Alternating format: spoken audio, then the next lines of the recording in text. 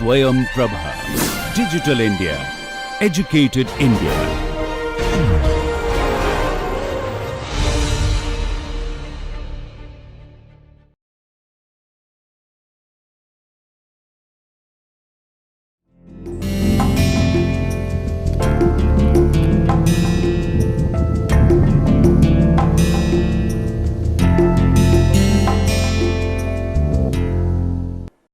नमस्कार, मैं श्रेष्ठ एक बार फिर से आप सभी का इस लेक्चर सीरीज़ में स्वागत करता हूं।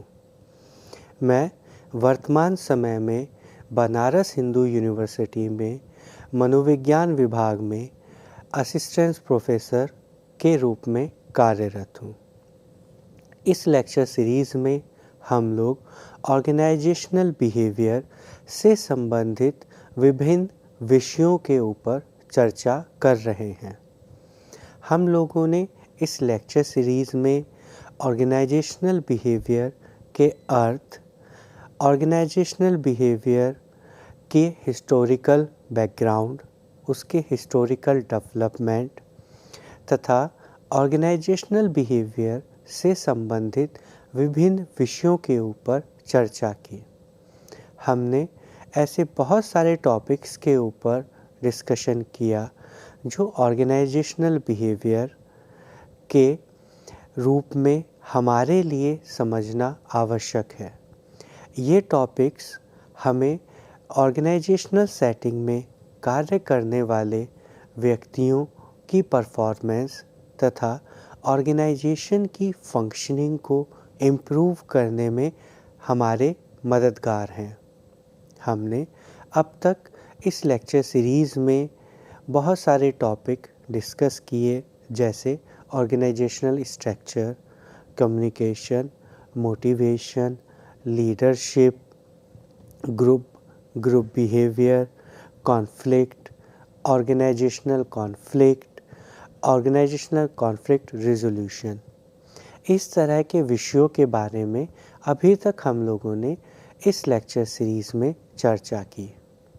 आज हम लोग ऑर्गेनाइजेशनल बिहेवियर से संबंधित एक और महत्वपूर्ण विषय के ऊपर चर्चा करने जा रहे हैं।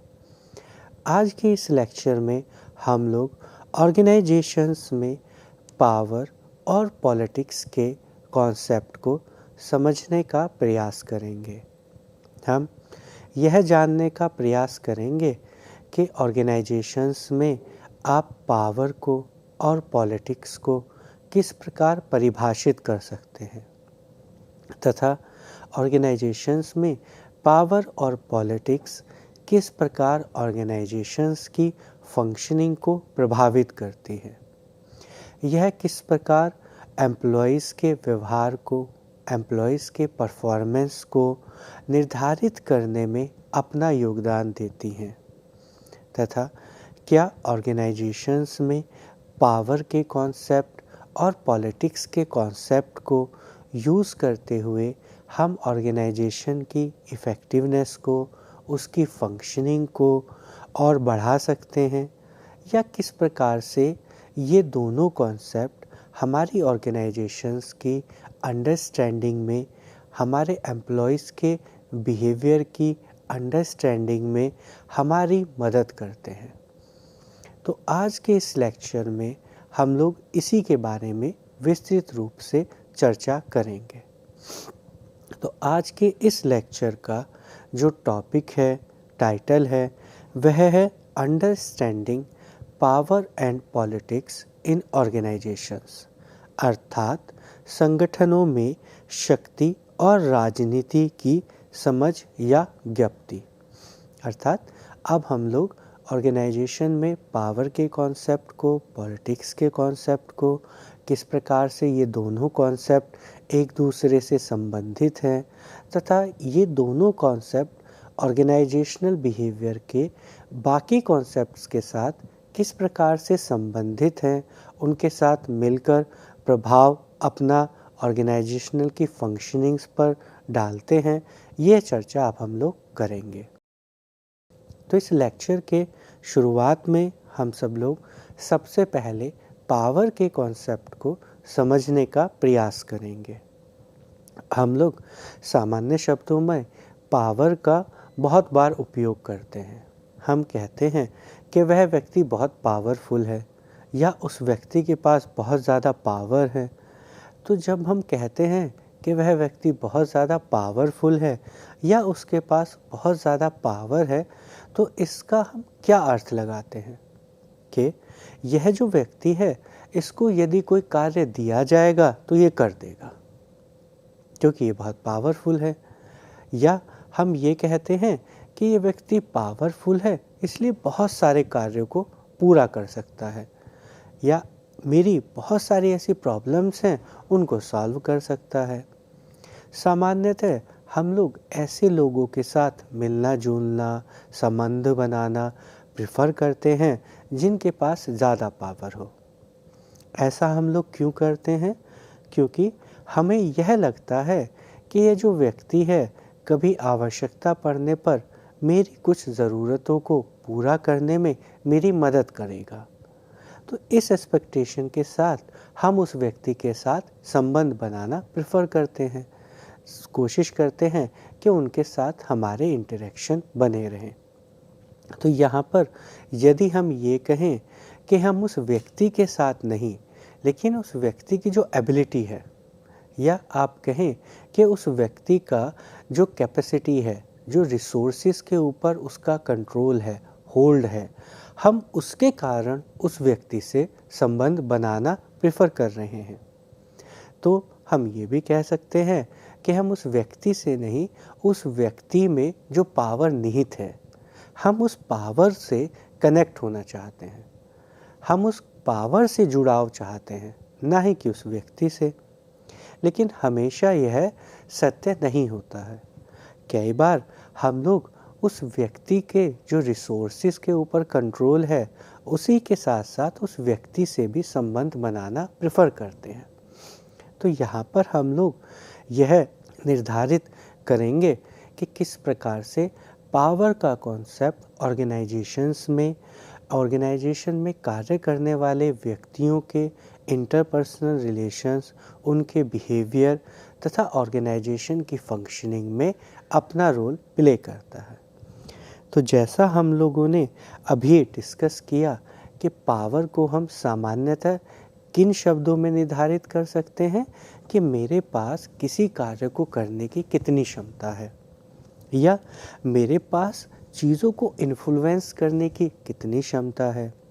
यदि कोई व्यक्ति मेरे पास आया और मैं उसे इन्फ्लुएंस करके उससे जैसा मैं चाहता था उससे अपना कार्य करा लिया, तो यहाँ पर क्या हुआ, चूँकि मेरे पास एक पावर थी उसे इन्फ्लुएंस करने की, और उस इन्फ्लुएंस के माध्यम से मेरे पास पावर थी उसके बिहेवियर को मैनिपुलेट करने की या अपने अकॉर्डिंगली चेंज करने की, तो मैं कैसा व्यक्ति हुआ? पावरफुल।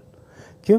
क्योंकि मैंने बाकी लोगों को इन्फ्लुएंस करके अपने अकॉर्डिंगली उनसे विस तरह के कंडक्ट्स में उनका पार्टिसिपेशन कराया, उनका उस तरह का स्पेसिफिक बिहेवियर डिटरमाइन किया।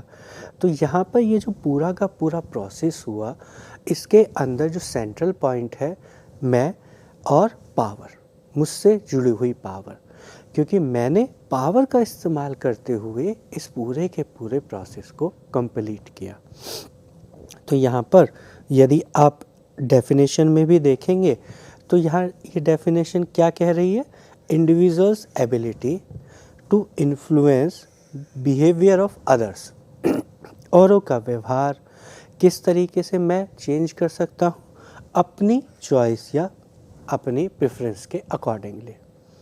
तो यदि यहाँ पर मैं हूँ और दो लोग और हैं, तो यदि मेरे अंदर पावर है उनके बिहेवियर को अपने अकॉर्डिंगली चेंज करने की, तो क्या होगा कि अगर यहाँ पर 3 लोग हैं, 2 लोगों को मैं मैनिपुलेट कर पा रहा हूँ, इन्फ्लुएंस कर पा रहा हूँ, तो मैं उन दोनों से ज़्यादा पावर इस कॉन्टेक्स्ट में रख रहा हूँ।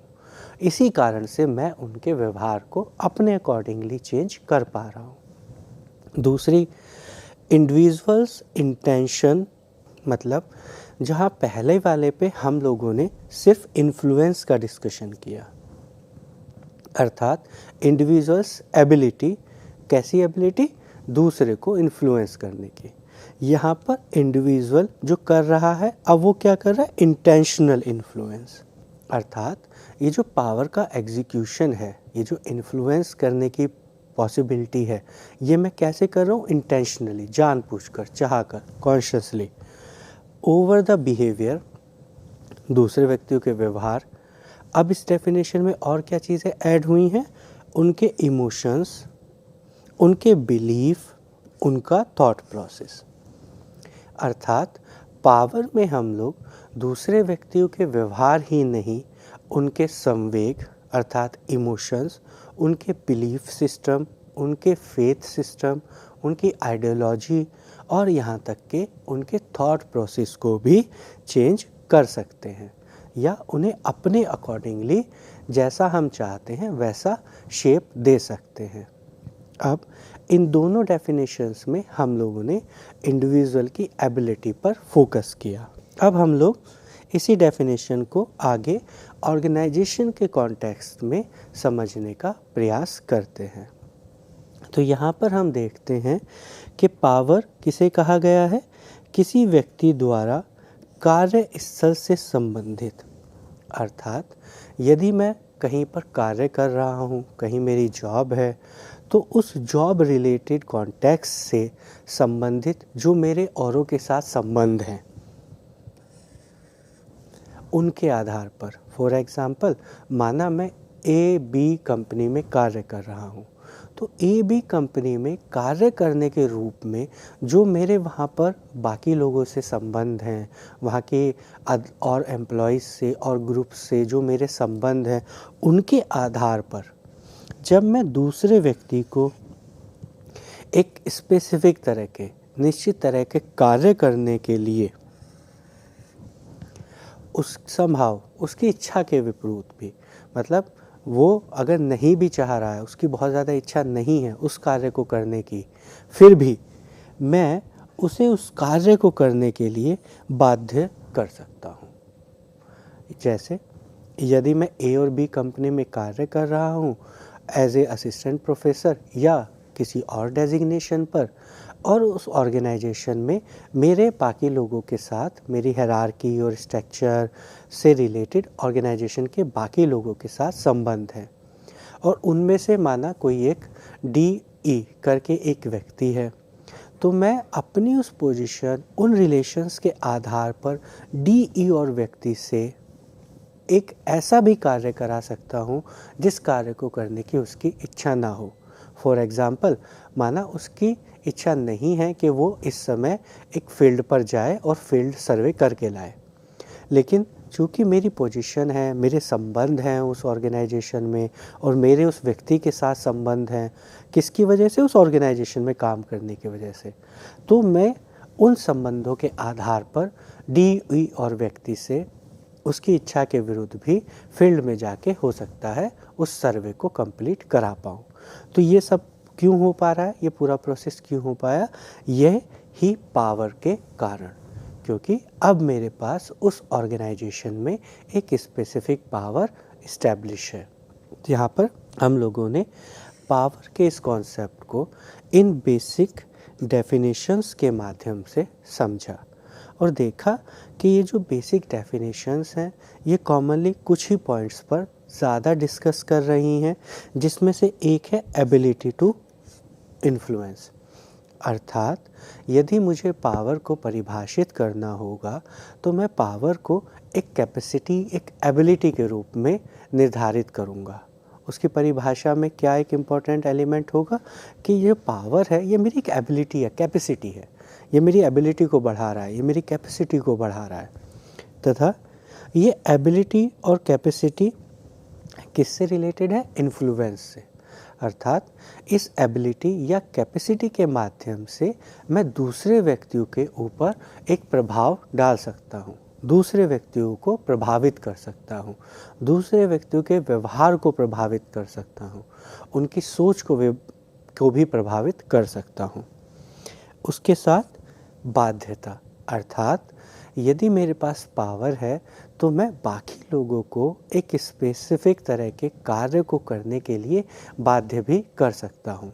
अर्थात उनकी इच्छा हो या ना हो, चूँकि मेरे पास पावर है और मैं अपनी पावर को एक्सरसाइज कर रहा हूँ, तो बाकी लोग जो उस समय मेरी पावर के अंडर में आते हैं, वो लोग उस कार्य को करेंगे, बाध्य हैं वो उस कार्य को करने के लिए।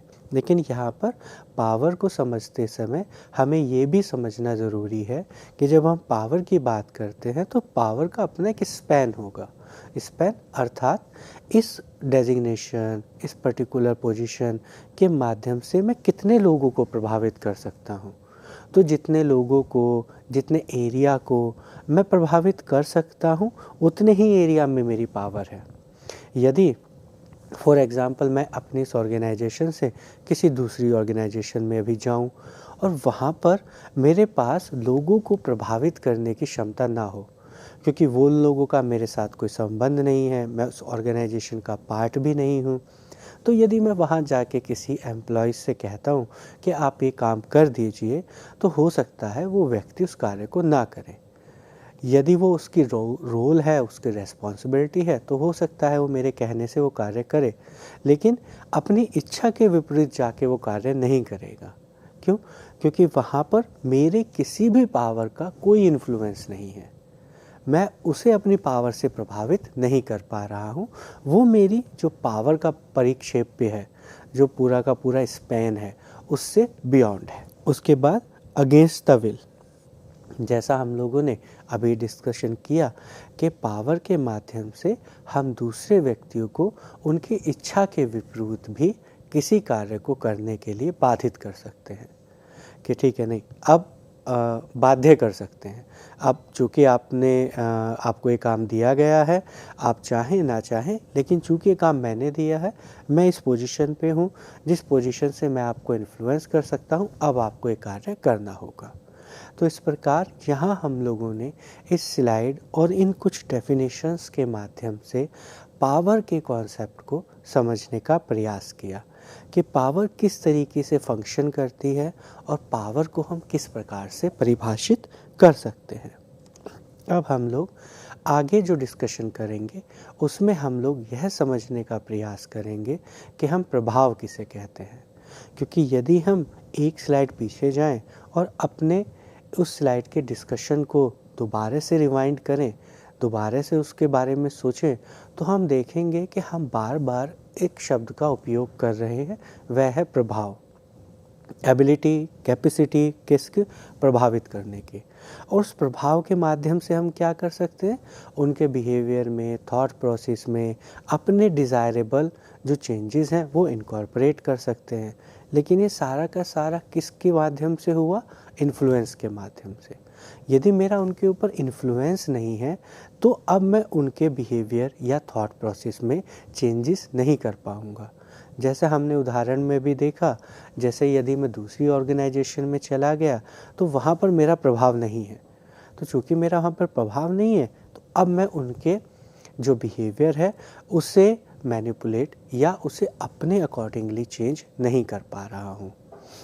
तो यहाँ पर जब हम प्रभाव के बारे में डिस्कशन करते हैं, तो जो प्रभाव है कॉमनली उसकी जो बेसिक डेफिनेशन है वो उसे सोशल पावर के रूप में डिस्क्राइब करता है। अर्थात जो प्रभाव है वो कॉमनली हमें कहाँ से मिल रहा है? वो हमें जो सोशल रिलेशनशिप है, जो सोशल स्ट्रक्चर है, उसके माध्यम से हमारे अंदर ये प्रभाव करने की कैपेसिटी या प्रभावित करने की जो एबिलिटी है वो हमारे अंदर आती है, या आप कहें उसी के माध्यम से हमारे अंदर ये पावर इन्फ्लुएंस करने की जो कैपेसिटी है वो निहित होती है। किसकी वजह से? वो जो सोसाइटी, जो सोसाइटी का फंक्शंस, जो सोसाइटी का मैकेनिज़्म हमें पोजीशन देता है, उसके माध्यम से हम लोग प्रभावित कर पाते हैं। उसके बाद यहाँ पर capacity to practice social relations, social dynamics, social forces, किसके लिए? ताकि हम औरों के जो बिहेवियर हैं उसको रीडिज़ाइन मतलब यदि कोई एक व्यक्ति अभी इस एक पर्टिकुलर प्रोसेस से कोई कार्य कर रहा है, तो वो जो सोसाइटी है, सोसाइटी के जो इंटरपर्सनल रिलेशनशिप्स हैं या सोसाइटी की जो इंटरनल डायनेमिक्स है या ग्रुप की जो इंटरनल डायनामिक्स हैं, या वो जो फोर्सेस जो उस व्यक्ति को उस कार्य करने के लिए प्रेरित कर रही हैं, उस कार्य को करने के लिए उसे क्षमता दे रही हैं, इन सभी को मैं क्या कर सकता हूँ, मैं इस पूरे बिहेवियर पैटर्न को रीडिज़ाइन कर सकता हूँ कि तुम ऐसे काम नहीं करोगे, तुम इस नए तरीके से काम करोगे। और ये जो क्षमता मेरे अंदर आई, ये किसकी वजह से आई? उन सोशल रिलेशंस, सोसाइटी की डायनामिक्स या वो इंटरनल फोर्सेस की वजह से। क्योंकि सोसाइटी में मेरा वो प्रभाव है, मेरी वो पोजीशन है, जिसके माध्यम से मैं आपके इस बिहेवियर को अपने अकॉर्डिंगली रीडिज़ाइन कर पा रहा हूँ। तो यहाँ प्रभाव का अर्थ यही उसी क्षमता से है जिसमें आप किसी और व्यक्ति के जो बिहेवियर पैटर्न्स हैं उनमें अपने अकॉर्डिंगली, यदि आप चाहते हैं तो स्पेसिफिकली उसे रीडिज़ाइन कर सकते हैं, उसमें अपने अकॉर्डिंगली चेंजेस ला सकते हैं। उसके बाद हम लोगों ने जैसा अभी डिस्कशन किया कि जो प्रभाव है इसका जो सोर्स है वो क्या है? सोशल फंक्शनिंग या सोशल मैट्रिक्स। जो सोसाइटी हैं वो किस तरीके से फंक्शन करती हैं, उनका एक अपना फंक्शनिंग का एक एरिया होता है, एक फंक्शनिंग की एक टेक्निक्स होती है, एक सोशल रिलेशंस का मैट्रिक्स होता है। उसमें लोगों की अपनी अपनी हायरार्की होती हैं, लोगों का अलग अलग रिसोर्सेज पर अपना अलग अलग कंट्रोल होता है। जो रिसोर्सेज हैं वो डिफरेंट तरीके से लोगों को एलोकेट होते हैं। तो इसके बेसिस पर हमारी वो जो सोशल मैट्रिक्स है या सोशल फंक्शनिंग की जो मैट्रिक्स है वो प्रिपेयर होती है, और यही हमारा बेस बनता है किसका? इन्फ्लुएंस का। तो जैसा ये मैट्रिक्स है, उसकी जैसी पोजीशनिंग है, जैसा उसका स्ट्रक्चर है, उसी के बेसिस पर हमारे जो प्रभाव करने की जो क्षमता है, जो दूसरों को प्रभावित करने की क्षमता है, वो डिटरमाइन होती है। तो यहाँ अभी हम लोगों ने जो प्रभाव की जो बेसिक डेफिनेशन है, जो उसका एक सामान्य अर्थ है, उसके बारे में डिस्कशन किया। अब हम लोग आगे उन टैक्टिक्स के बारे में डिस्कशन करेंगे, वो जिनके माध्यम से हम लोग प्रभावित लोगों को करते हैं या हम दूसरे लोगों को प्रभावित करने का प्रयास करते हैं। या आप कह सकते हैं कि यदि हम इन टैक्टिक्स का यूज़ करेंगे तो हम आसानी से दूसरे लोगों को प्रभावित कर सकते हैं, या उनको जो प्रभावित करते हैं उनकी मात्रा में हम आगे वृद्धि कर सकते हैं। तो पहले यदि हम उन्हें x लेवल तक प्रभावित कर पा रहे थे, तो हम अब x से आगे x++ लेवल पर प्रभावित कर सकते हैं। तो यहाँ आप देखेंगे कि किपनिस एट अल ने 1980s में ये कुछ ऐसी टैक्टिक्स बताई जिनके माध्यम से हम लोग अपनी इन्फ्लुएंस करने की जो कैपेसिटी है उसको बढ़ा सकते हैं। तो उसमें जो सबसे पहली उन्होंने टेक्निक बताई वह है असर्टिवनेस। असर्टिवनेस का क्या अर्थ है? कि जो मैं कह रहा हूँ मैं उस पर स्ट्रांगली स्टैंड करता हूँ। अगर मैंने कोई स्टेटमेंट दिया तो मैंने अब उसे असर्टिव वे में कहूँगा। तो आप कहते हैं कि देखो वो बहुत ज़्यादा असर्टिव है। असर्टिव का अर्थ है कि उसे मैनिपुलेट करना मुश्किल है। वो जो कह रहा है उसका एक स्पेसिफिक मीनिंग है, और जो वो कह रहा है अब वो उस पर स्टैंड करेगा। अब वो उस बात को कोशिश करेगा कि उस बात को एज इट इज़ रखे और लोगों से एज इट इज़ उस बात को मनाए। असर्टिव है।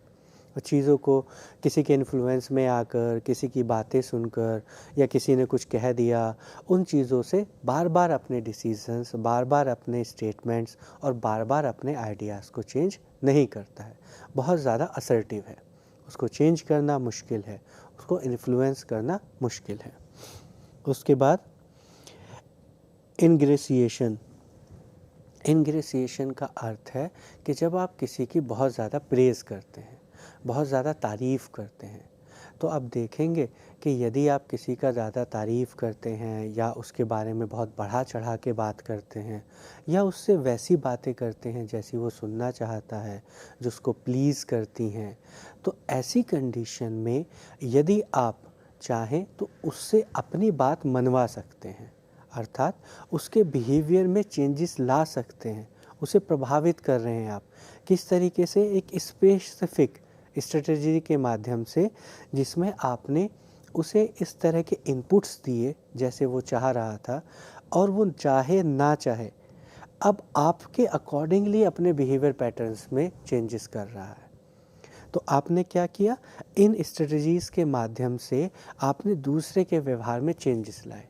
हो सकता था अगर आप ये टैक्टिक यूज़ नहीं करते तो वो जैसा आप चाहते थे वैसा व्यवहार नहीं करता, लेकिन चूँकि आपने ये वाला प्रोसेस अब फॉलो किया तो अब इसकी पॉसिबिलिटी कि अब आप जैसा चाहते हैं वो वैसा व्यवहार करेगा, या अगर आप चाहते हैं कि वो आपकी मदद करे तो वो आपकी मदद कर रहा है, या आप चाहते हैं कि वो यदि किसी और की मदद कर रहा था और आप चाहते हैं कि उसकी मदद ना करें, तो हो सकता है इन मेथड्स के माध्यम से आप उसके व्यवहार को परिवर्तित या प्रभावित कर सकें। उसके बाद सोशल एक्सचेंज। सोशल एक्सचेंज का क्या अर्थ है? हमारी जो सोसाइटी है उसका जो मैट्रिक्स है ये किस चीज़ पर आधारित है? एक्सचेंज पर। तो कॉमनली आप देखेंगे कि हम लोग एक दूसरे के साथ एक्सचेंज के माध्यम से जुड़े रहते हैं।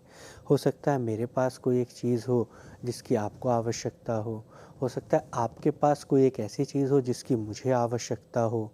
तो यहाँ पर मैं अपनी इस सोशल एक्सचेंज के मैकेनिज़्म से आपके व्यवहार को प्रभावित कर सकता हूँ, क्योंकि हो सकता है मेरे पास कोई एक ऐसी चीज़ है जिसकी आपको आवश्यकता है और आप एक्सचेंज में चाहते हैं कि मैं वो आपको डिलीवर करूं। तो यहाँ पर इस सोशल एक्सचेंज के पर्सपेक्टिव से मैं आपको प्रभावित कर पा रहा हूँ। तो हो सकता है आप ऐसा व्यवहार करें क्योंकि आपको वो चीज़ चाहिए जो कि मुझे खुश करे, या जैसा मैं व्यवहार चाहता हूँ कि आप करें। तो उस कंडीशन में सोशल एक्सचेंज की ये स्ट्रेटजी आपको हेल्प करती है दूसरे व्यक्तियों के व्यवहार में प्रभाव लाने में, उनके व्यवहार में आप जैसा डिज़ायरेबल चेंजेस चाहते हैं उस तरह के डिज़ायरेबल चेंजेस को इनकॉर्पोरेट करने में। अब जो नेक्स्ट है वह है अपवर्ड अपील या सपोर्ट ऑफ हायर अथॉरिटी।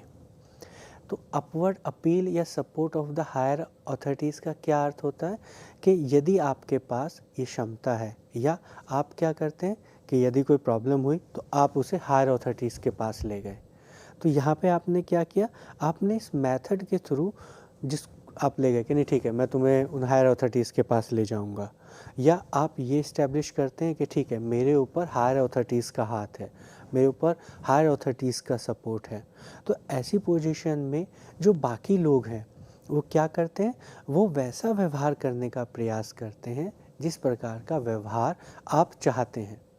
तो यदि आप ये इस्टेब्लिश करते हैं कि मेरा हायर अथॉरिटीज़ के साथ मेरे रिलेशन है या मेरे ऊपर हायर अथॉरिटीज़ का सपोर्ट है, तो जो बाकी लोग हैं वो बाकी लोग भी आप ही के अकॉर्डिंगली आपके डिज़ायर्स, आपके विशेस के अकॉर्डिंगली अपने बिहेवियर को चेंज या रीडिज़ाइन या रीमॉडिफाई करते हैं।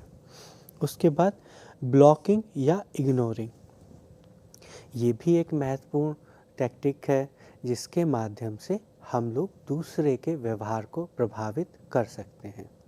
जैसे ब्लॉक करना या इग्नोर करना, अर्थात किसी व्यक्ति को या तो इग्नोर कर देना या उसके साथ जो आपके रिलेशंस हैं उन्हें ब्लॉक कर देना। फॉर एग्ज़ाम्पल, आप यदि एक ग्रुप के मेंबर्स हैं, उस ग्रुप में बहुत सारे मेंबर्स हैं और आप भी उस ग्रुप के मेंबर हैं, तो आप किसी एक मेंबर को इग्नोर कर रहे हैं या आप पूरे ग्रुप को ही इग्नोर कर रहे हैं। ग्रुप की कोई मीटिंग हो रही है, आप उसमें नहीं जा रहे हैं, उसे इग्नोर कर दे रहे हैं। कोई फ़ोन आ रहा है, उसे ब्लॉक कर दे रहे हैं। कोई कम्युनिकेशन वहाँ से हो रही है तो उसको भी इग्नोर कर दे रहे हैं, ब्लॉक कर दे रहे हैं। तो यहाँ इस वाले मेथड के थ्रू आप क्या करने का प्रयास कर रहे हैं, आप बाकी ग्रुप मेंबर्स का या उस ग्रुप का जो ओवरऑल बिहेवियर है उसे प्रभावित करने की कोशिश कर रहे हैं, ताकि लोग आप पे अटेंशन दें, आपसे पूछें कि नहीं क्या हुआ, क्या प्रॉब्लम है। या अगर आपका कोई सोशल रोल है और लोग चाहते हैं कि आपके साथ वो रिलेशन बने रहें, आप इग्नोर कर रहे हैं और उनको पता चले कि आप इसलिए इग्नोर कर रहे हैं क्योंकि आपको सो एंड सो डिज़ायर्स हैं और आप चाहते हैं कि वो फुलफ़िल हो जाएं। तो इस कंडीशन में पॉसिबिलिटी है कि बाकी ग्रुप मेंबर्स या जो पूरा ग्रुप है वो आपकी उन विशेस को पूरा करने में या आपकी उन डिज़ायर्स को पूरा करने में आपकी हेल्प करे और अपने बिहेवियर को उसी तरीके से रिडिज़ाइन करे जैसा आपका पर्सपेक्टिव है या जैसा आप चाहते हैं। हो सकता है यदि आप चाहते हैं कि ये लोग इस पर्टिकुलर किसी बिहेवियर पैटर्न में इन्वॉल्व ना हो, तो हो सकता है फिर वो लोग आपकी इन टैक्टिक्स के बाद इस तरह के बिहेवियर में इन्वॉल्व ना हो। तो यहाँ पर हम लोगों ने ये देखा कि ये मेथड किस प्रकार से इग्नोर करने का या ब्लॉक करने का मेथड वर्क करता है। उसके बाद रैशनैलिटी या लॉजिक। रैशनैलिटी या लॉजिक के माध्यम से हम लोग किस प्रकार दूसरे को प्रभावित कर सकते हैं, बार बार अपनी चीज़ों के लॉजिक देकर। कैसे लॉजिक? जो रैशनल हैं। तो जैसे कि यदि मेरे कुछ फूड हैबिट्स हैं और मैं चाहता हूँ कि बाकी लोगों की भी जो फूड हैबिट्स हैं वो मेरे ही सिमिलर हों, बाकी मेरे ग्रुप के जो मेंबर हैं वो भी ऐसा ही फूड हैबिट रखें, तो उस समय क्या है कि मैं अपनी जो फूड हैबिट है उसके जो डिफरेंट लॉजिक्स हैं कि नहीं देखो आपको इस तरह का खाना खाना चाहिए, इसका ये रैशनल है, आपको ये खाना खाना चाहिए, इससे आपको ये बेनिफिट होगा, अगर आप इस समय तक खाना खा लेंगे तो आपका डाइजेशन बहुत अच्छा होगा। तो मैंने क्या किया, अपने रैशनल लॉजिकल आर्ग्यूमेंट्स के माध्यम से दूसरे को प्रभावित किया। और किस तरीके से प्रभावित किया? जैसा मैं चाह रहा हूँ कि उनकी भी फूड हैबिट कैसी हो जाए जैसे मेरी है। तो यहाँ पर भी मैंने अपने रैशनल लॉजिकल आर्ग्यूमेंट्स के माध्यम से लोगों को प्रभावित किया। तो ये भी एक मेथड हो सकता है जिससे मैं दूसरों को प्रभावित कर सकता हूँ। इसके अलावा जैसे यदि आप चाहते हैं कि दूसरे लोग भी किसी फ़िज़िकल एक्सरसाइज में पार्टिसिपेट करें या कोई भी ऐसी फ़िज़िकल एक्टिविटी करें, आप फॉर एग्ज़ाम्पल माना वॉक पे जाते हैं या शाम को किसी स्पोर्ट्स एक्टिविटी में पार्टिसिपेट करते हैं और चाहते हैं कि बाकी लोग भी इसी तरह का व्यवहार शो करें, तो आप उससे रिलेटेड उन्हें रैशनल लॉजिक देंगे कि अगर आप इस तरह की एक्टिविटीज़ में पार्टिसिपेट करेंगे तो आपको हेल्थ बेनिफिट होंगे, आपकी जो एज है वो बढ़ जाएगी, क्योंकि आपको हेल्थ अच्छी रहेगी तो आपके जो मेडिकल एक्सपेंडिचर्स हैं वो कम हो जाएंगे। तो आप उनको वो सारे रैशनल लॉजिक्स देते हैं जिनसे वो कन्विंस हो जाते हैं, जो उनको लगता है कि हाँ ये बहुत बेनिफिटेड हैं या बहुत ही लॉजिकल हैं और ये जो बात कह रहा है ये सही कह रहा है। तो इस माध्यम से हम लोग दूसरे व्यक्ति के व्यवहार को रीडिज़ाइन या रीमॉडिफाई कर पाते हैं। उसके बाद सैंक्शंस। सैंक्शन का क्या अर्थ होता है कि स्पेसिफिकली किसी चीज़ को इस्टेब्लिश कर देना कि ठीक है अभी हम तुम्हें ये चीज़ सैंक्शन कर दे रहे हैं या अभी हम तुम्हारी जो सैलरी है उसे होल्ड कर दे रहे हैं। क्यों? क्योंकि हमने तुम पे एक सेक्शन लगा दिया कि हाँ ठीक है, नहीं ठीक है, आपको अभी सैलरी नहीं मिलेगी। हमने उन सैंक्शंस को आप पे इम्पोज किया। तो इस माध्यम से हम कैसे दूसरे को प्रभावित कर सकते हैं? क्योंकि मैंने एक ऐसा बिहेवियर पैटर्न इम्पोज किया जिससे आपको प्रभावित हुए आप, और उस प्रभावित होने के कारण अब आपके ऊपर एक स्पेसिफिक तरह के बिहेवियर पैटर्न को फॉलो करने का प्रेशर है या इन्फ्लुएंस है। तो इस माध्यम से भी हम लोग दूसरे व्यक्तियों के व्यवहार को प्रभावित कर सकते हैं। आप सोसाइटी में, कॉन्स्टिट्यूशन में, ग्रुप्स में आप देखेंगे कि डिफरेंट सैंक्शंस लगा दिए जाते हैं कि आप इस तरीके से काम करेंगे या आपको इस तरह की चीज़ें दी जाएंगी या इस तरह की नहीं दी जाएंगी। तो उनकी वजह से हम लोग दूसरे व्यक्तियों को व्यवहार को प्रभावित कर पा रहे हैं।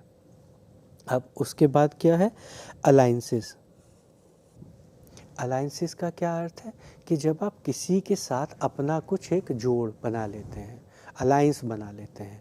तो फॉर एग्ज़ाम्पल यदि मुझे किसी व्यक्ति से कोई बात कहनी है कि आप प्लीज़ शाम को वहाँ पर आइएगा, तो यहाँ पर चूँकि मैं कह रहा हूँ तो मुझे लग रहा है कि पॉसिबिलिटी कम है, मैं उन्हें इनवाइट करूँगा शाम को वहाँ पर आने की, वो ना आए।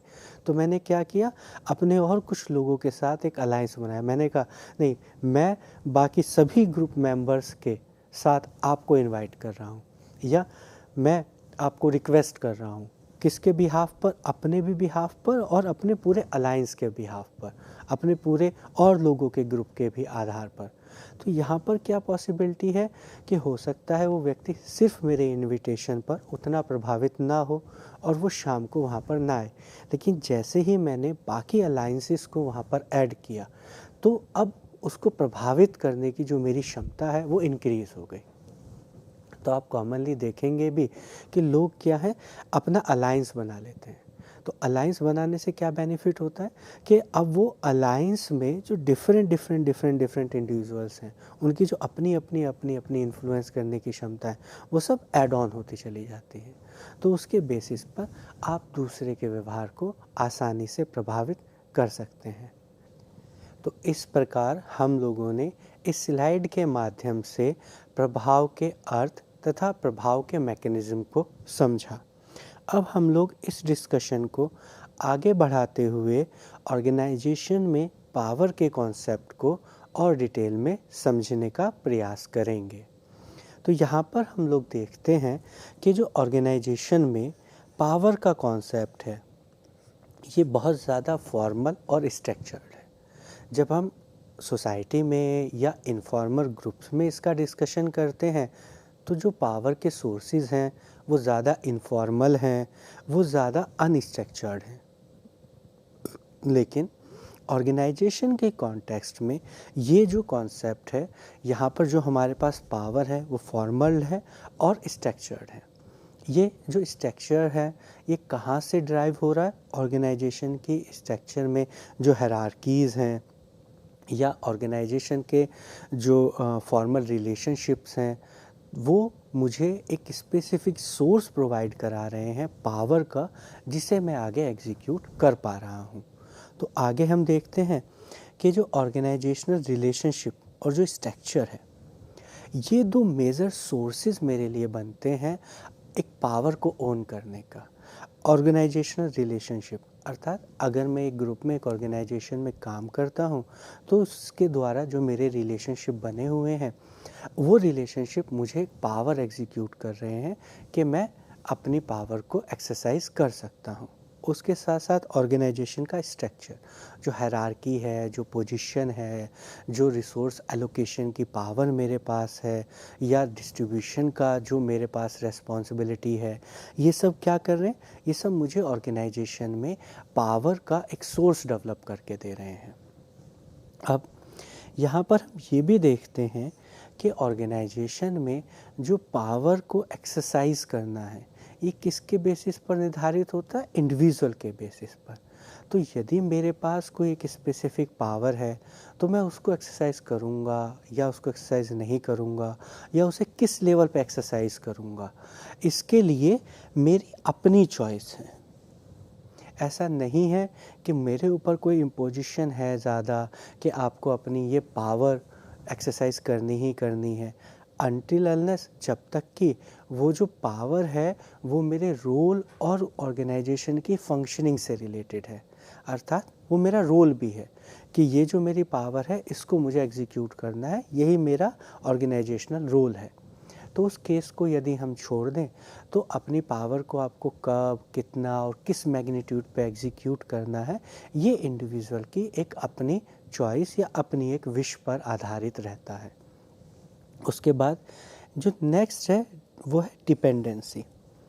यहाँ डिपेंडेंसी का क्या अर्थ है कि जो पावर है इसमें जो दूसरा पर्सपेक्टिव है, एक है जिसके पास पावर है, दूसरा जिसके ऊपर वो पावर एग्जीक्यूट की जा रही है।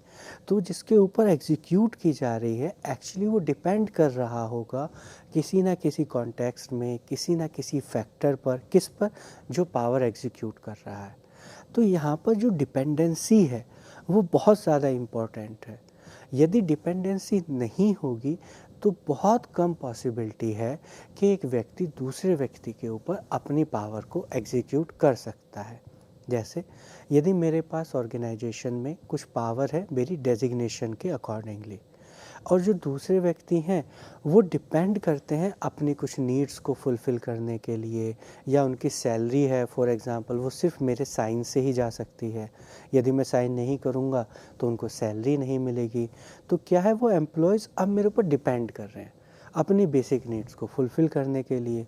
तो यहाँ पर मैं अपनी पावर को बहुत ज़्यादा इम्प्लीमेंट या एक्सरसाइज कर सकता हूँ। तो चूँकि वो डिपेंडेंट हैं मेरे ऊपर, तो मैं आसानी से उनके बिहेवियर को मैनिपुलेट या रीडिज़ाइन कर सकता हूँ। इसके बाद जो पावरफुल इंडिविजुअल्स हैं वो क्या कर सकते हैं, दूसरे व्यक्तियों की जो नीड्स हैं, डिज़ायर्स हैं, एक्सपेक्टेशंस हैं, उन्हें फुलफ़िल करने में उनकी हेल्प कर सकते हैं। और चूँकि वो उनकी नीड्स, डिज़ायर या एक्सपेक्टेशन को फुलफ़िल करने में हेल्प कर सकते हैं, इसीलिए बाकी लोग वैसा व्यवहार कर रहे हैं जैसा वो व्यक्ति चाहता है। क्योंकि मेरे पास एक ऐसी कैपेसिटी है कि मैं अब तुम्हारी नीड्स, डिज़ायर्स या विशेस पूरी कर सकता हूँ। या दूसरे अपोजिट कॉन्टेक्स्ट में क्या हो सकता है कि मैं तुम्हारी नीड्स, डिज़ायर या जो आपकी एक्सपेक्टेशंस हैं उन्हें फुलफ़िल करने में बैरियर बन सकता हूँ। तो या तो मैं आपकी हेल्प कर दूंगा तो आप मेरे अकॉर्डिंगली काम करेंगे, या आपको पता है कि यदि इसने चाहा तो ये मेरा वो काम रोक देगा, तो भी आप मेरे अकॉर्डिंगली काम करेंगे। तो या तो मैं आपको प्रमोशन दे सकता हूँ तो भी आप मेरे अकॉर्डिंगली काम करेंगे। लेकिन यदि आपको ये पता है कि मैं आपका प्रमोशन दे तो नहीं सकता लेकिन हाँ रोक ज़रूर सकता हूँ, तब भी आप मेरे अकॉर्डिंगली, मेरे इन्फ्लुएंस में जैसा मैं चाहूँगा, अपनी विश के अगेंस्ट भी मेरे अकॉर्डिंगली अपने बिहेवियर को रीडिज़ाइन कर लेंगे। उसके बाद पावर एंड लीडरशिप। बहुत सी बार हम लोगों को पावर और लीडरशिप का जो कॉन्सेप्ट है वो बहुत सिमिलर लगता है, क्योंकि कई कॉन्टेक्स्ट में, कई एक्सप्लेनेशन में इसका जो मीनिंग है वो एक जैसा प्रतीत होता है। लेकिन जो पावर का कॉन्सेप्ट है और जो लीडरशिप का कॉन्सेप्ट है ये एक दूसरे से डिफरेंट है। लीडरशिप के कॉन्सेप्ट को हम लोगों ने लास्ट के कुछ लेक्चर्स में डिटेल में डिस्कस किया। तो उस डिस्कशन में हम लोगों ने देखा कि जो लीडर है वो भी अपने पावर्स को एग्जीक्यूट करता है, लेकिन जब वो अपने पावर्स को एग्जीक्यूट करता है तो उसका उस एग्जीक्यूशन का एक स्पेसिफिक पर्पस है, एक स्पेसिफिक पर्पस पर्सपेक्टिव है। वो क्या है, गोल्स के जो ऑब्जेक्टिव्स हैं, ग्रुप के जो ऑब्जेक्टिव्स हैं, ग्रुप के मेंबर्स के जो एक्सपेक्टेशंस हैं, उनके जो एम्स हैं, उनको वो कितना ज़्यादा से ज़्यादा फुलफ़िल करने में उनकी हेल्प करे। लेकिन पावर के कॉन्सेप्ट में हम लोग ये नहीं देख रहे हैं कि ग्रुप के क्या ऑब्जेक्टिव्स हैं, मेंबर्स के क्या एम है, ऑब्जेक्टिव्स हैं। यहाँ पर हम किसके अकॉर्डिंगली चीज़ों को रीडिज़ाइन कर रहे हैं, अपनी अकॉर्डिंगली। लेकिन लीडरशिप में हम उसी चीज़ को इस्तेमाल कर रहे हैं, लेकिन हमारा जो पर्सपेक्टिव है, जो हमारा आइडिया है वो कम्प्लीटली डिफरेंट है। तो यहाँ लीडर भी पावर का यूज़ कर रहा है, किया उसने, लेकिन किसके लिए, ग्रुप के गोल को अकम्प्लिश करने के लिए। मैंने एज ए लीडर अगर आपके बिहेवियर में कुछ रीडिज़ाइन किया, कुछ रीमॉडिफिकेशन किया, तो उसके पीछे मेरा आइडिया क्या है कि अब हम लोग इसके माध्यम से जो ग्रुप के जो गोल्स हैं उन्हें आसानी से अचीव कर लेंगे। लेकिन पावर का जब मैं एग्जीक्यूशन करता हूँ तो जो मेरा ये पर्सपेक्टिव है उसके होने की संभावना हो भी सकती है, या हो सकता है कि मैं उस पर्सपेक्टिव के बिना ही आपके बिहेवियर में रीडिज़ाइन या रीमॉडिफिकेशन कर रहा हूँ। उसके बाद है use and abuse of a power. जैसा हम लोगों ने अभी लीडरशिप के कॉन्सेप्ट से भी समझा कि हम लोग पावर को किस प्रकार यूज़ करते हैं, ये निर्धारित करेगा कि पावर का हमने यूज़ किया या अब्यूज़ किया। तो यदि हम लोग पावर के इस कॉन्सेप्ट को यूज़ करते हुए उसका बेटरमेंट के लिए, ऑर्गेनाइजेशन के बेटरमेंट के लिए, ग्रुप के बेटरमेंट के लिए उसे इस्तेमाल करते हैं, अपनी बेटर फंक्शनिंग के लिए उसे इस्तेमाल करते हैं, तो हम लोग कह सकते हैं कि हमने उसका यूज़ किया। लेकिन जब हम लोग अपने सिर्फ सेल्फ़ इंटरेस्ट के लिए किसी कार्य को करते हैं, अपने सेल्फ़ ऑब्जेक्टिव्स को फुलफ़िल करने के लिए दूसरों के बिहेवियर को रीडिज़ाइन करते हैं, तो उस कॉन्टेक्स्ट में इस बात की पॉसिबिलिटी ज़्यादा है कि अब हमने अपने जो पावर, जो कैपेसिटी है, जो एबिलिटी हमारे पास है, उसका अब्यूज़ किया या मिसयूज़ किया। तो यहाँ हम लोगों ने इस स्लाइड के माध्यम से ऑर्गेनाइजेशंस में जो पावर का कॉन्सेप्ट है उसके अर्थ को समझने का प्रयास किया। अब हम लोग आगे इस स्लाइड में यह समझने का प्रयास करेंगे कि ऑर्गेनाइजेशन में जो पावर के जो थियोरेटिकल बेसिस हैं वो क्या हैं, अर्थात सैद्धांतिक कौन कौन से सिद्धांत हैं जो पावर के कॉन्सेप्ट को समझने में, उसे एक्सप्लेन करने में हमारी मदद करते हैं। तो यहाँ हम देखते हैं कि हमारे पास दो थियोरेटिकल पर्सपेक्टिव हैं या दो थियोरेटिकल बेसिस हैं जो किस में हमें हेल्प करने वाले हैं, पावर के कॉन्सेप्ट को समझने में और एक्सप्लेन करने में। तो इसमें जो पहला पर्सपेक्टिव है ये किसने दिया, एमर्सन्स ने, और इन्होंने कहा, इनकी थ्योरी का नाम है एमर्सन्स थ्योरी ऑफ पावर डिपेंडेंस। इन्होंने इस थ्योरी के अंतर्गत कुछ ऐसी सैद्धांतिक व्याख्याएं की जो पावर के कॉन्सेप्ट को इजीली एक्सप्लेन करती हैं। इन्होंने कहा जो पावर है वो इनहेरिटेड है, अर्थात जब आपकी एक सोसाइटी होगी, उस सोसाइटी में कुछ सोशल रोल्स होंगे और वो जो सोशल रोल और वो जो सोशल स्ट्रक्चर या जो वो सोशल मैट्रिक्स है, उसी में अपने आप कहीं ना कहीं पावर इनहेरिटेड है, उसी में ऑलरेडी इंक्लूडेड है, उसी को इस माध्यम से आपको different sources of power, different power आपको मिल रही हैं। और उन्होंने कहा कि जो सोशल रिलेशनशिप है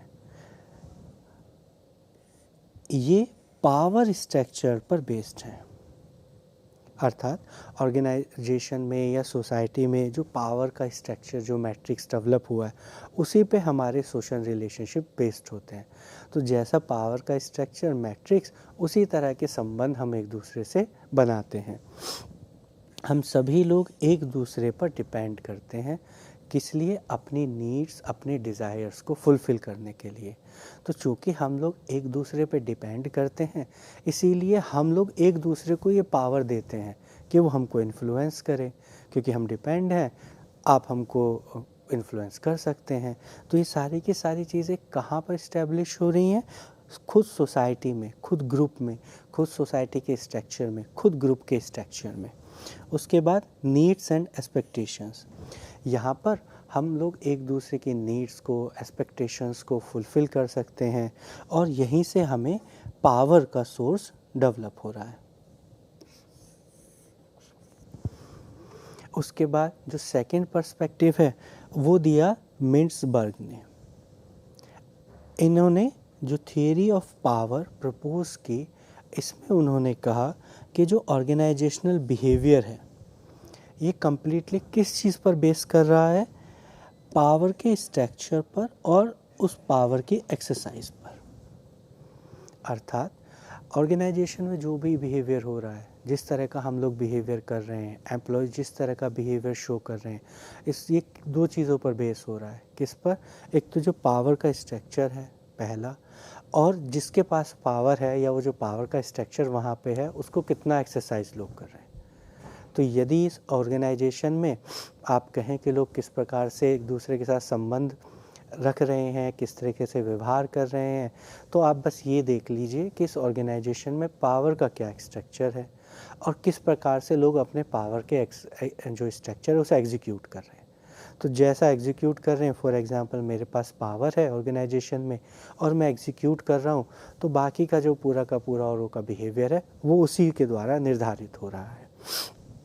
उसके साथ साथ उन्होंने कहा कि जो इंडिविजुअल्स हैं वो क्या प्रेफर करते हैं, पावर रखना। मतलब सभी लोग चाहते हैं कि हमारे पास पावर हो ताकि हम दूसरे के बिहेवियर को और ज़्यादा कंट्रोल कर सकें, इसे इन्फ्लुएंस कर सकें और क्या कर सकें, हम लोग जो डिसीजंस हैं उनको भी ज़्यादा कंट्रोल कर सकें, प्रभावित कर सकें। तो ऑर्गेनाइजेशन में हम ऑर्गेनाइजेशन में जो डिसीजंस लिए जाने वाले हैं या दूसरे व्यक्ति का क्या व्यवहार है उसको लेकर क्या हमें डिसीज़न लेने हैं, ऑर्गेनाइजेशन को किस प्रकार फंक्शन करना है वो कैसे डिसीजंस हैं, इन सब को हम लोग क्या चाहते हैं, पावर के थ्रू कंट्रोल करना चाहते हैं। तथा उन्होंने कहा कि व्यक्ति को अपनी जो पावर है उसको एक्सरसाइज करने के लिए बहुत इफ़ेक्टिवली अगर उसे एक्सरसाइज करना है तो व्यक्ति के पास कैसी स्किल होनी चाहिए, पॉलिटिकल स्किल। तो यदि मेरे पास पॉलिटिकल स्किल्स हैं तो मैं अपनी पावर को आसानी से एक्सरसाइज कर सकता हूँ और अच्छे से एक्सरसाइज कर सकता हूँ। आगे हम लोग ये समझेंगे कि पॉलिटिकल बिहेवियर क्या है, तो उसके बाद हमें ये और क्लियर होगा कि हम किस प्रकार से अपनी पॉलिटिकल स्किल्स को यूज़ कर सकते हैं अपनी पावर को एक्सरसाइज करने के लिए। अब उसके बाद यहाँ पर हमारे पास जो आगे डिस्कशन है वह है सोर्सेस ऑफ पावर। यहाँ पर हम देखते हैं कि हमें किस किन सोर्सेस से पावर मिलती है, या आप कह सकते हैं कहाँ कहाँ से हम पावर ले सकते हैं। तो यहाँ पे कॉमनली जो सोर्सेज हैं उन्हें दो कैटेगरीज में डिस्ट्रीब्यूट किया गया, फॉर्मल एवं इनफॉर्मल या पर्सनल। तो दो मेजर कैटेगराइजेशन है, इन कैटेगराइजेशन में और डिफरेंट सोर्सेज हैं। तो फॉर्मल जो हमारे पास पावर है वो किन किन सोर्सेज से मिलती है, वो जो स्पेसिफिकली ऑर्गेनाइजेशन के स्ट्रक्चर से रिलेटेड हैं, ऑर्गेनाइजेशन की फंक्शनिंग से रिलेटेड हैं, जैसे कि रिवॉर्ड पावर।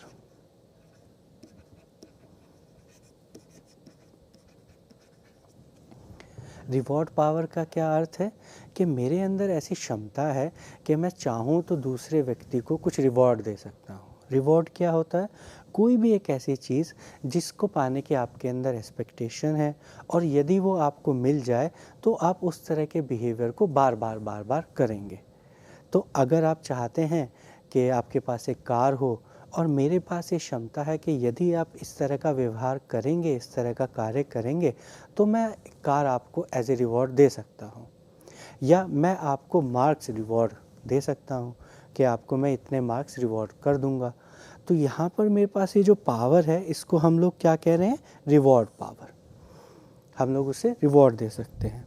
उसके बाद कोएर्सिव पावर। यहाँ पर क्या हमारे पास क्षमता है? यहाँ पर हम रिवॉर्ड ना देकर हम क्या कर सकते हैं? पनिश कर सकते हैं। और पनिशमेंट का क्या होता है कि आप निगेटिव इन्फ्लुएंस कर रहे हैं, मतलब निगेटिव इम्पैक्ट होता है। तो यदि आप किसी चीज़ को पसंद नहीं करते हैं तो मेरे पास क्या क्षमता है कि मैं आपको उस कार्य को करने के लिए मजबूर कर दूंगा, मैं पनिश कर सकता हूँ आपको, मैं आपकी सैलरी कट कर सकता हूँ। तो ये पावर मेरे पास है। उसके बाद लेजिटिमेट पावर। लेजिटिमेट पावर का क्या अर्थ है? जो हमें फॉर्मल अथॉरिटीज़ से मिलती है, अर्थात जो हमें ऑर्गेनाइजेशन में एक अथॉरिटी दी गई है, एक रोल, एक डेजिग्नेशन जो दिया गया है, वो जिससे हम लोग क्या कर सकते हैं? कंट्रोल करते हैं दूसरों को। और हम क्या कर सकते हैं? जो ऑर्गेनाइजेशन के रिसोर्सेज हैं उन्हें डिस्ट्रीब्यूट कर सकते हैं। यहाँ पर ये सब पावर हमें कहाँ से मिली है? लेजिटिमेट पावर कहते हैं कि अब मैं लेजिटिमेट हूँ इस कार्य को करने के लिए। लेजिटिमेट पावर में लोगों का एक्सेप्टेंस ज़्यादा होता है। क्यों? क्योंकि वो ये मानते हैं हायरार्की में हमसे ज़्यादा हैं, लेजिटिमेट है, तो हम जो ये कहेंगे वो उस कार्य को आसानी से कर लेंगे। एक्सेप्टेंस की जो पॉसिबिलिटी है वो अधिक होती है।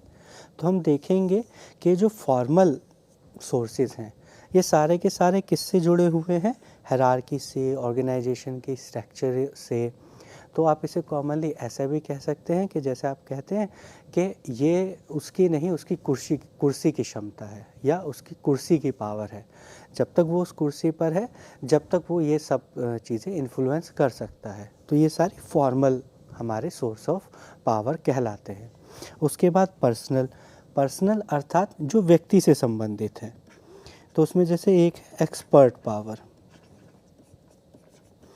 एक्सपर्ट पावर का क्या अर्थ है? ये रिलेटेड है एक्सपर्टीज से, नॉलेज से, स्किल से। तो यदि किसी कार्य को करने के लिए मेरे पास एक्सपर्टीज़ हैं, बहुत ज़्यादा स्किल्स हैं, तो ये भी मुझे क्या देता है? एक सोर्स ऑफ पावर देता है। तो यदि किसी व्यक्ति को कोई कार्य कराना है और मैं उसमें एक्सपर्ट हूँ, तो क्या होगा? वो व्यक्ति मेरी इन एक्सपर्टीज़ की वजह से मुझसे प्रभावित होगा और उसका बिहेवियर सिर्फ इस एक्सपर्टीज़ की वजह से प्रभावित होगा, और मैं उसके उस बिहेवियर को कंट्रोल कर पा रहा हूँ क्योंकि मेरे अंदर ये स्पेसिफिक एक्सपर्टीज़ हैं। जैसे आप देखेंगे कि लॉयर्स आपको एडवाइस देते हैं, टीचर्स आपको एडवाइस देते हैं, डॉक्टर्स आपको एडवाइस देते हैं, तो आप क्या कहते हैं, ये एक्सपर्ट्स एडवाइस है। या बहुत से लोग आपको न्यूज़ चैनल्स में या न्यूज़पेपर्स में आप देखेंगे एक्सपर्ट्स एडवाइस। तो वो जो एक्सपर्ट्स की एडवाइस आपको मिली, आपका बिहेवियर उससे मैनिपुलेट हुआ, रीडिज़ाइन हुआ। क्यों? क्योंकि आपने माना कि जो व्यक्ति है इसके पास ज़्यादा नॉलेज है, ज़्यादा स्किल है, ज़्यादा उसके पास इंफॉर्मेशन है, तो उसकी वजह से उसने उस पावर की वजह से आपके बिहेवियर को रीडिज़ाइन किया। उसके बाद सेकंड है रेफरेंट पावर। रेफरेंट पावर का क्या अर्थ होता है? जब आप जिन लोगों से आइडेंटिफिकेशन करना चाहते हो, जिन लोगों से संबंध बनाना चाहते हो, जैसे कोई बहुत बड़ा नेता है तो लोग क्या चाहते हैं, ये इस्टेब्लिश करना हो कि नहीं मैं उसे जानता हूँ, मेरा उसके साथ रेफरेंस है। तो कॉमनली हम लोग जो रिसोर्सफुल लोग होते हैं, रिसोर्सफुल जो लोग होते हैं उनसे कॉमनली रेफरेंस अपना बनाने के प्रयास करते हैं। तो यहाँ पर हम लोग रेफरेंसेस के माध्यम से दूसरे के व्यवहार में अपने अकॉर्डिंगली जो रीडिज़ाइन हम चाहते हैं, जो मॉडिफिकेशन चाहते हैं, हम उसे इनकॉर्पोरेट करते हैं। रेफरेंट पावर में रिसोर्सफुल के साथ साथ ऐसा भी पॉसिबिलिटी है कि उस व्यक्ति के कुछ पर्सनैलिटी ट्रेट्स ऐसे हों जिनको आप एडमायर कर रहे हों, जिनको आप फॉलो करना चाहते हो, तो यहाँ पर भी वो सब चीज़ें रेफरेंट पावर के सोर्स के रूप में कार्य करती हैं। तो अभी हम लोगों ने देखा कि किस प्रकार से हम लोग सोर्सेस ऑफ पावर को समझ सकते हैं और इन सोर्सेस ऑफ पावर को यूज़ करते हुए दूसरे के व्यवहार को मैनिपुलेट कर सकते हैं। अब हम देखते हैं role of politics in organization, अर्थात ऑर्गेनाइजेशन में पॉलिटिक्स का क्या अर्थ है और किस प्रकार से ये ऑर्गेनाइजेशन की फंक्शनिंग को प्रभावित करती है। तो यहाँ हम देखेंगे कि हम पॉलिटिक्स में जो हमारे पास पावर है किसी को इन्फ्लुएंस करने की, उसका इस्तेमाल किस तरीके से कर रहे हैं, अपने सेल्फ इंटरेस्ट के लिए, अपने पर्सनल ऑब्जेक्टिव्स को फुलफ़िल करने के लिए। तो यदि हम अपने इन्फ्लुएंस को, अपनी पावर को, अपनी इन क्षमताओं को अपने सेल्फ इंटरेस्ट, अपने सेल्फ ऑब्जेक्टिव्स को पूरा करने के लिए करते हैं, तो हम ऑर्गेनाइजेशन के टर्म्स में उसे क्या कहते हैं, पॉलिटिक्स इन ऑर्गेनाइजेशन। यहाँ मेजर फोकस किस पे हो रहा है, सेल्फ इंटरेस्ट पर। क्या फुलफ़िल करना चाहते हैं हम लोग, सेल्फिश जो हमारे गोल्स हैं या जो हमारे सेल्फ इंटरेस्ट हैं उनको हम फुलफ़िल करना चाह रहे हैं। यहाँ पर हम लोग इसे दूसरे शब्दों में क्या कह सकते हैं, illegitimate use of a power, अर्थात अनैतिक या गलत तरीके से जब हम लोग अपनी पावर को इस्तेमाल करते हैं, दूसरों को इन्फ्लुएंस करते हैं, तो उसे हम लोग पॉलिटिक्स की संज्ञा देते हैं। गुड और बैड, ऑर्गेनाइजेशन में जो पॉलिटिक्स का कॉन्सेप्ट है ये ह्यूमन बिहेवियर से रिलेटेड है। आप बार बार जब कहीं कोई ह्यूमन बिहेवियर देखते हैं तो आप देखते हैं कि कई बार हम लोग अपनी पावर का, अपने इन्फ्लुएंस का अलग अलग तरीके से इस्तेमाल करते हैं। तो पॉलिटिक्स का कॉन्सेप्ट इंटीग्रेटेड है ऑर्गेनाइजेशन की फंक्शनिंग में। तो यहाँ पर वो कॉन्सेप्ट सही या गलत नहीं है, हम उस कॉन्सेप्ट को किस प्रकार से यूज़ कर रहे हैं, उसका पर्पस क्या है, यह निर्धारित करता है कि पॉलिटिक्स वहाँ पर सही है या गलत है। उसके बाद यहाँ पर जो कुछ टैक्टिक्स हैं किस तरह की, जो पॉलिटिकल बिहेवियर को कंट्रोल कर सकती हैं, उसे मिनिमाइज़ कर सकती हैं। तो मूरहेड और गिरफिन ने ये नीचे कुछ ऐसे सजेस्टिव मेजर्स हमें बताए जिनके माध्यम से हम लोग ऑर्गेनाइजेशन में पॉलिटिकल बिहेवियर को ज़्यादा कंट्रोल कर सकते हैं। तो उसमें पहला उन्होंने बताया अवेयरनेस, अर्थात जब हमें कोई पॉलिटिकल बिहेवियर कर रहा है या किसी तरीके से मिसयूज़ कर रहा है अपनी पावर का, तो उसके लिए हमें अवेयरनेस हमारी ज़्यादा हो। सेकंड उन्होंने बताया ओपन कम्युनिकेशन, अर्थात ऑर्गेनाइजेशन में ओपन कम्युनिकेशन की पॉसिबिलिटी हो, आप एक दूसरे से बात कर सकते हो, जो कहना चाहते हैं वो कह सकते हो, ताकि ये आइडेंटिफिकेशन में हेल्प मिले कि कौन किस तरीके से अपने पावर को मिसयूज़ कर रहा है। क्लियर जॉब असाइनमेंट्स, अगर आपको जो जॉब दी गई हैं या जो आपकी रोल्स हैं, रिस्पॉन्सिबिलिटीज़ हैं, वो क्लियरली मेंशन्ड है कि आपको ये करना है, आपको ये नहीं करना है, तो इस कंडीशन में इसकी पॉसिबिलिटी कम होती है कि आपके बिहेवियर को, आपके रोल्स रिस्पॉन्सिबिलिटी को कोई अपने अकॉर्डिंगली रीडिज़ाइन करे। रिडक्शन ऑफ अनसर्टेनिटी, अर्थात कई जब अनसर्टेन सिचुएशन होती है तो क्या होता है कि ज़्यादा आप पॉसिबिलिटी है कि आप दूसरे के इन्फ्लुएंस में आए। जैसे अगर आपको ये नहीं पता है भविष्य, जैसे ही आपको कोई भविष्य की बात बताने लगता है तो क्या करता है, आपको आसानी से इन्फ्लुएंस कर लेता है। क्यों? क्योंकि फ्यूचर क्या है, अनसर्टेन है, आपको पता नहीं है। तो अनसर्टेनिटी की कंडीशन में इन्फ्लुएंस का ज़्यादा इस्तेमाल किया जा सकता है। उसके बाद एलिमिनेटिंग एसोसिएशंस, एसोसिएशंस मतलब जो ग्रुपिंग हो गई है, जो एसोसिएशंस बन गई हैं छोटी छोटी और वो मिसयूज़ कर रही हैं, तो उन एसोसिएशंस को का मिसयूज़ या उनको एलिमिनेट करना। कन्फ्रंटेशन, अगर कोई गलत कर रहा है या गलत मिसयूज़ कर रहा है तो उसको कन्फ्रंट करना, उसके साथ बातचीत करना। एग्ज़ाम्पल सेटिंग, अर्थात अगर कुछ गलत है तो किस प्रकार से, क्या उसके लिए एक्टिविटीज़ यूज़ की गई, क्या उसके लिए को जो मेज़र्स हमने यूज़ किए उसको एज ए एग्ज़ाम्पल की तरह इस्टेब्लिश करना। तो यहाँ पर हम लोगों ने देखा कि पॉलिटिकल बिहेवियर को ऑर्गेनाइजेशन में हम लोग किस प्रकार से कंट्रोल कर सकते हैं या उसके प्रभाव को मिनिमाइज़ कर सकते हैं। तो आज के इस लेक्चर में हम लोगों ने ऑर्गेनाइजेशनल पावर और ऑर्गेनाइजेशनल पॉलिटिक्स के बारे में डिटेल में डिस्कशन किया। आज के इस लेक्चर को हम लोग यहीं पर समाप्त कर रहे हैं। आज के इस लेक्चर में हमारे साथ जुड़े रहने के लिए आप सभी का बहुत बहुत धन्यवाद। आगे के लेक्चर्स में हम लोग ऑर्गेनाइजेशनल बिहेवियर से रिलेटेड बाकी कॉन्सेप्ट्स के बारे में विस्तृत रूप से चर्चा को जारी रखेंगे। आज के लिए इतना ही। हमसे जुड़े रहने के लिए धन्यवाद। Thank you. आपका दिन शुभ हो। धन्यवाद।